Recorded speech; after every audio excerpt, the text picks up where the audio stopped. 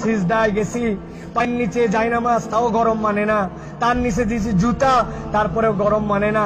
কপালে যাওয়ার পরে মনে হলো ফুসা পড়ে গেল।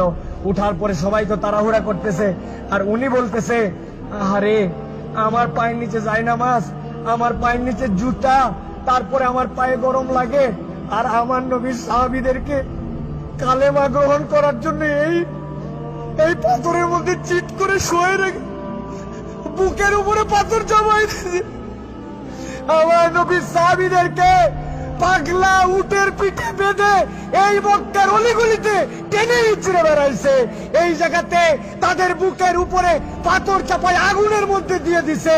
তাদের রক্তের বিনিময়ে ইসলাম পাইছি। আজকে আমি 2 রাকাত নামাজে পায়ের গোড়ালি গরম হয়ে যাচ্ছে জন্য কষ্ট হয়, এসিটা একটু কম ঠান্ডা মারে জন্য কষ্ট হয়, আমার মাথার উপরে যদি একটুখানি সুন্দর ছাতা না থাকে কষ্ট হয়। আমার নবী আমার